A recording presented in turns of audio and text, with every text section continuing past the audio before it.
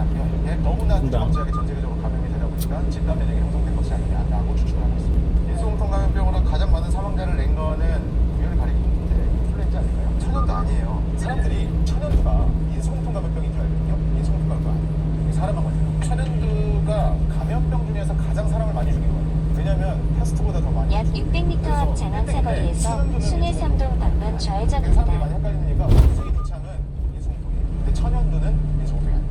그래서 천연두 바이러스는 바이러스 중에서 가장 많이 사람을 죽인 바이러스다. 옛날에 비디오 볼 때 항상 뭐 호환 마마에서 나오듯이 마마, 스몰폭스라고 하는 바이러스에 의해서 피부 병변을 아주 흉하게 유발했다는 그런 대표적인 바이러스인데 워낙에 어렸을 때 감염이 되면 사망률이 높고 그리고 바이러스에서 회복이 돼도 얼굴 표면에 흉터를 남기게 되는 그런 바이러스고 심지어 지금부터 3000년 이상 전인 이집트 람세스 5세에 죽어있는 그 미이라에서도 흔적이 발견될 정도로 굉장히 역사가 오래된 바이러스입니다. 그래서 천연두 바이러스는 역사하고 굉장히 오랫동안 같이 해온 바이러스이기 때문에 굉장히 유명한 바이러스이고요. 우리나라뿐만 아니라 중국, 인도, 유럽 할 것 없이 굉장히 오랜 역사적인 기록에 곳곳마다 이 천연두의 기록들이 있을 정도로 역사와 함께 해온 바이러스라고 말씀드리고 싶습니다. 모열, 멸 반응부터 시작해서 몸살, 기본적인 염증 반응으로 유발되는 건 다 유발이 되고 바이러스 종류에 따라서 이 농포를 유발을 해요. 그래서 피부에 이 농포들이 터지고 나면 그것이 흉터가 돼서 남는 이런 병변을 나타내는 거예요. 치사율은 20%에서 30% 정도라고 알려져 있습니다. 이것도 전파력이 워낙에 세고요. 그런 어떤 농포에 의해서 바이러스가 퍼지게 되면 마을하다가 그냥 다 떼죽음 당하는 사례들이 굉장히 많았고요. 특히나 어린 아이들에게 감염됐을 경우에 그냥 다 사망하게 되는 그런 것들이었고 특히나 의학이 발달하지 않았을 시기에는 이게 거의 뭐 사람들에게는 가장 최고의 공포의 대상일 정도로 굉장히 두려움의 대상이 됐던 바이러스입니다. 우리나라에도 워낙 역사에 많은 기록들이 있고 정약용 선생님께서 지은 마거해통이라는 책에서도 보면 천연두, 마마가 돌 때 어떻게 방역적으로 대응을 해야 되는지에 대한 기록이 있을 정도로 우리나라에서도 여러 기록에서 찾아볼 수가 있습니다. 오죽했으면 호환 마마, 호랑이하고 마마 때문에 애들이 많이 죽었다라는 말이 나올 정도로 굉장히 죽음을 불러다주는 가장 대표적인 것들로 치부될 정도로 우리나라에서도 천연두가 굉장히 심했던 걸로 알려져 있습니다.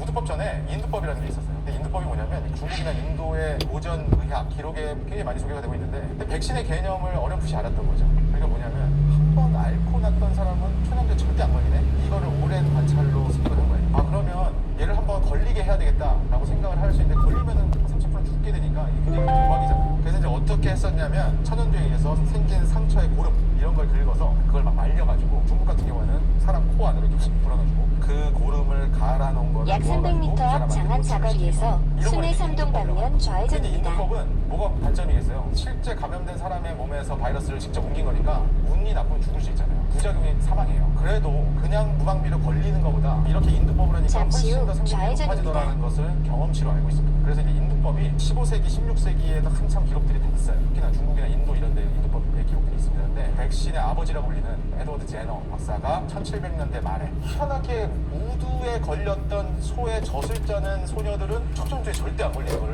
이 사람이 복격을 하고 그러면 이 우두하고 천연두하고 뭔가 연관성이 있지 않을까? 이렇게 돼서 백신이 나온 거예요. 그래서 그것이 우두법. 천연두에 걸린 그 고름을 직접 사람한테 노출시킨 건 인두법. 소가 걸린 우두에서 채취한 이 고름을 재료로 해서 사람에게 주사를 해서 약하게 앓고 넘어가게 한 다음에 천연두를 예방한 것이 우두법. 그래서 인두법과 우두법을 잘 구분을 하셔야 돼요.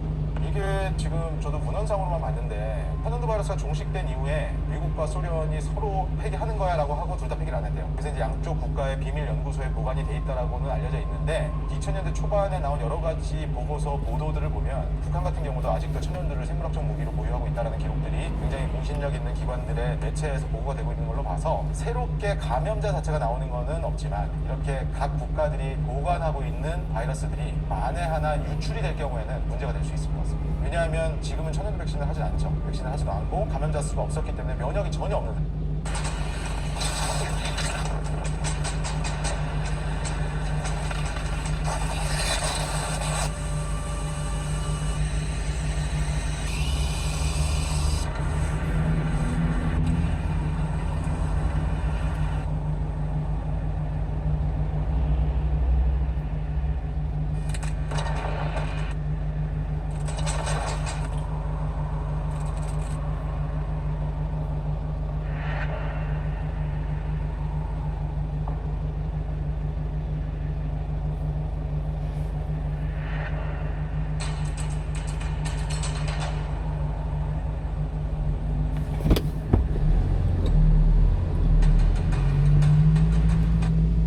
왜냐면 지금은 천연 백신을 하지 않죠. 백신을 하지도 않고 감염자 수가 없었기 때문에 면역이 전혀 없는 상태죠. 그러니까 제너가 백신 만들기 이전에 면역력이 약 600m 앞 샛별 삼거리에서 분당 내공로 방면 우회전입니다.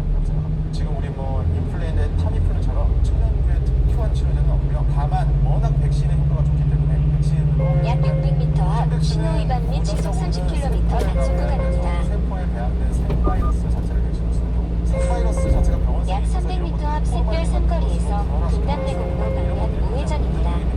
우리가 원하는 바이러스의 특정 구조체만을 단백질로 만들어서 이런 것들을 백신으로 쓰면서 흘리는 백신이 최근에 이제 가장 가까운 잠시 후 우회전입니다. mRNA 백신이 코로나19 때문에 700만 명 정도가 사망했는데 전 세계에 mRNA 백신이 없었으면 1억 명 이상 사망했을 거라고 굉장히 사망자를 줄여주는 합격하고 공세운는 mRNA 백신인데 이 mRNA 백신은 RNA 자체를 가지고 백신으로 만들어서 얘네들이 우리 몸에 들어와서 이 RNA가 단백질로 변환이 돼서 이 단백질에 면역력이 생기는 방식을 유도를 하기 때문에 상당히 이제 좀 최근에 도입이 된 백신 만들기 어려운 이유는 안전성과 유효성을 동시에 만족시켜야 되기 때문이에요. 백신은요 건강한 사람이 맞아야 되잖아요. 그래서 어떤 감염병에 대해서 효과도 좋아야 되지만 무조건 안전해야 돼요. 근데 이 안전성과 효과, 유효성을 동시에 만족시켜야 되다 보니까 워낙에 규제가 까다로워요. 그러니까 통과해야 되는 시험이 너무 많아요. 그래서 오래 걸려요. 근데 신종 감염병이 그걸 기다려주진 않잖아요. 그래서 이제 지금 어떤 절충안들이 나오고 있냐면 보통 바이러스 백신 하나가 개발되는데 10년에서 15년 걸리거든요. 여지까지 나온 백신 중에 가장 빠르게 상용화된 백신이 유효성 이하선염 약 600m 앞 신호 위반 및 시속 50km 단속 구간입니다.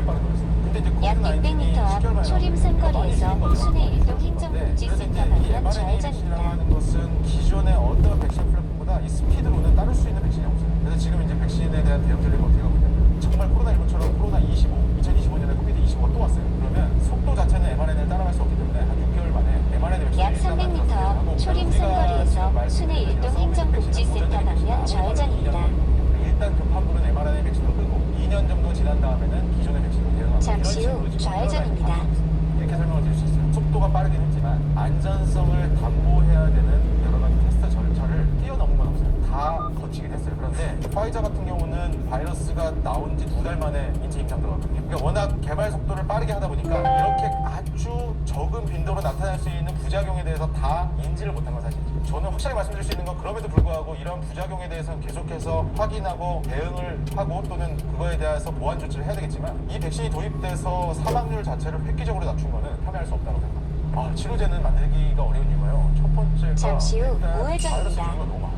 약 150m 앞 어린이 보호구역입니다. 시속 30km로 서행 운전하세요. 그 거기에 단계를 어디를 타겟팅해서 어디를 틀어막아야 될지 이 옵션이 너무 많아요. 그리고 경제성이 담보되는 바이러스밖에 없어요. 지금까지 나와 있는 바이러스 잠시 치료제가 후 수십 가지 과속 있는데 방지턱이